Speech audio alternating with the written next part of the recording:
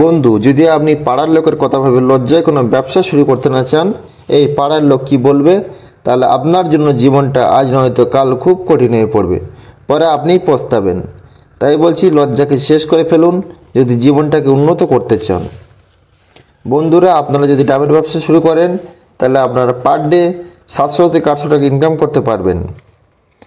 তা আবার মাত্র 5 থেকে 6 ঘন্টার টাইমকে কাজে লেগে অল্প পুঁজিতে কীভাবে ডাবের ব্যবসা শুরু করবেন তা জানতে ভিডিওটি স্কিপ না করে দেখতে থাকুন শেষ পর্যন্ত। ডাবের ব্যবসা শুরু করতে গেলে আপনাকে প্রথম যে কাজটি করতে হবে, কিছু অল্প পুঁজি 9 থেকে 10,000 টাকা নিয়ে নামতে হবে। কেননা আপনাকে একটা ভ্যান কিনতে হবে যার মূল্য পড়বে 7 থেকে 8,000 টাকা। দ্বিতীয় যে কাজটি করতে হবে, আপনি ডাব গ্রাম থেকে বা আড়ত থেকে দুটি উপায়ে কিনতে পারেন, পরে তা বিক্রি করতে পারেন। আমি আপনাদেরকে সাজেস্ট করব আড়ত থেকে না কিনে, কেননা আড়তের দাম একটু বেশি হয় গ্রামের তুলনায়, আপনারা গ্রাম থেকে কিনবেন, তাহলে প্রফিটটা একটু বেশি হবে। কত ডাব সেল করলে খরচ কত হবে আর আপনার লাভ কত হবে দেখুন। এখনকার সময়ে গ্রামের বাড়িতে আপনি যদি ডাব ক্রয় করতে যান, সেখানে আপনি পাইকারি রেট 20 টাকায় পেয়ে যাবেন পিস প্রতি। এবার দেখুন, আপনি যদি 100 পিস ডাব কেনেন তাহলে 100 পিসের ডাবের দাম পড়ছে কত, আপনারা হিসাব করলে দেখতে পাবেন 100 পিসের ডাবের দাম পড়ছে মাত্র 2,000 টাকা। তাহলে আপনার পুঁজি কত লাগছে, 2,000 টাকা পুঁজি লাগছে। এবার লাভটা দেখুন, যদি আপনি ডাব প্রতি, আমি আপনাকে বেশি রাখতে বলবো না, কেননা আপনাকে কাস্টমার ধরে রাখতে হবে। আপনি যদি লাভটা বেশি রাখেন, হয়তো কাস্টমার আজকের আসবে, কালকের আসবে, হয়তো পরশু আপনার কাছে নাও আসতে পারে, কেন আপনি লাভটা বেশি করছেন, কাস্টমারের ভালো লাগছে না। তাই আমি বলবো আপনাদের ডাব পিস প্রতি আপনি 15 টাকা রাখুন। যদি 100 পিস ডাব আপনি 15 টাকা রাখেন, দেখুন আপনার দাঁড়াচ্ছে গিয়ে 1500 টাকা। 1500 টাকাটা কিন্তু অল্প টাকা নয়। তাই বলছি লাভটা একটু লিমিট রাখবেন, আপনার ব্যবসাটার ভবিষ্যৎটা ভালো হবে। লাভ লস তো দেখলেন, এবারে ব্যবসাটা কোথায় গিয়ে করবেন, কেমন করে করবেন, কখন যেতে হবে দেখুন। ডাব যদি আপনি বিক্রি করতে চান তাহলে আপনাকে অনেক সকাল সকালে উঠতে হবে, সকাল 5টার সময় উঠতে হবে বা 6টার সময় উঠতে হবে। কেননা ডাব মানুষ সকাল সকাল পান করে থাকে, খালি পেটে পান করে থাকে।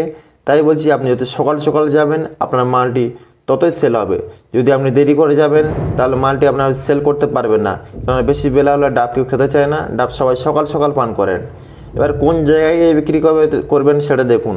বিক্রি করবেন এমন জায়গায় যেখানে খুব জংশন বা একটি বাজার, মানে যেখানে মানুষের আনাগোনা, গাড়ি ঘোড়া বেশি চলে, সেইখানে গিয়ে বিক্রি করবেন।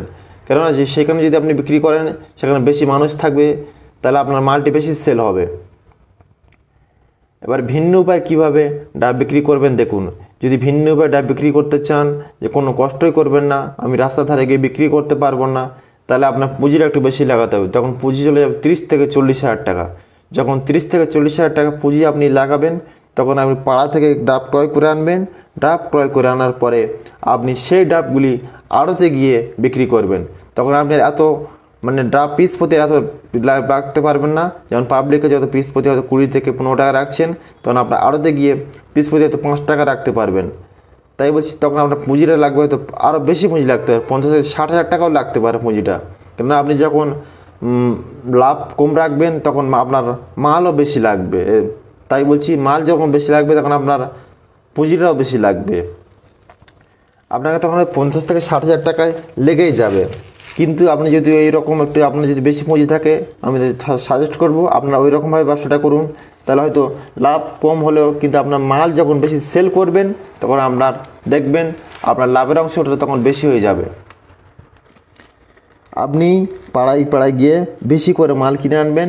তারপর দেখবেন আপনার বাজারে গিয়ে যেখানে আড়ত আছে, দেখবেন ডাব কেনার জন্য অনেক লোক বসে থাকে, আপনি সেখানে গিয়ে মাল সেল করে দেবেন। দর্শকবৃন্দ, ভিডিও যদি আপনার কোনো সাহায্য হয়ে থাকে তাহলে চ্যানেলটি সাবস্ক্রাইব করে নোটিফিকেশন বেলটি বাজিয়ে দেবেন। এই রকম ব্যবসায়িক ভিডিও পেতে চ্যানেলটির পাশে থাকবেন। তো ভালো থাকবেন, সবাই সুস্থ থাকবেন। দেখা হচ্ছে কোনো নতুন ভিডিওতে।